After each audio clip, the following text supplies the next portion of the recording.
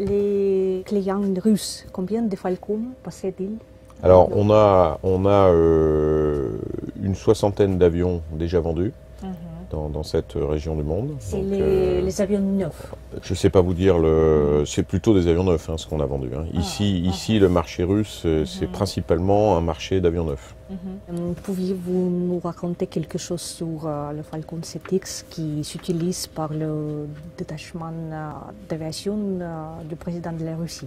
C'est assez intriguant. Oui, non, les autorités russes ont acheté des Falcon. Je crois qu'elles sont très satisfaites de leurs avions.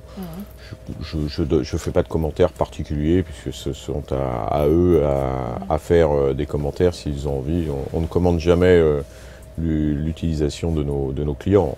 L'année dernière, vous avez remporté l'appel d'offres exceptionnel en Inde. Néanmoins, le contrat n'est pas signé jusqu'à présent.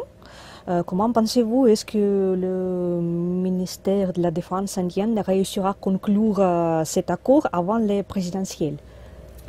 Les Russes connaissent bien l'Inde aussi, donc parce que nous partageons le marché russe depuis 50 ans. C'est intriguant pour nos producteurs. C'est un gros contrat qui se prépare. La réussite du Rafale en Inde est quelque chose d'important pour nous. Les négociations ont débuté il y a un an, elles se poursuivent, elles sont actives. Je suis confiant. Après, les élections, ce sera l'affaire des Indiens de savoir quand, comment ils veulent mettre en vigueur le contrat. Donc, je n'ai pas de commentaires, on verra l'année prochaine. La valeur totale de ce programme, quelle est-il maintenant? Ça, c'est confidentiel, il faut le demander au gouvernement indien. Mais 20 milliards de dollars, est-ce que c'est vrai? Non, c'est beaucoup plus que... Pouviez-vous confirmer ou réfuter l'information de Saab qu'une heure de vol de Rafale coûte 16 000 €? Non, Non, c'est pas vrai. Une heure de Rafale, ça coûte à peu près 13 000 €. Mais la question est de savoir combien coûte une heure de Saab. Comment voyez-vous l'avion de combat de 6e génération? Sera-t-il non habité, sans pilote ou piloté en option? Alors, d'abord, on n'aime pas tellement cette catégorisation des générations parce que c'est une appellation... C'est un terme américain et russe. En fait. Et nous, voilà, alors je ne sais pas si c'est les Russes qui copient sur les Américains ou les Américains sur les Russes, je n'en sais rien, mais nous, on ne copie pas sur les Américains, c'est sûr.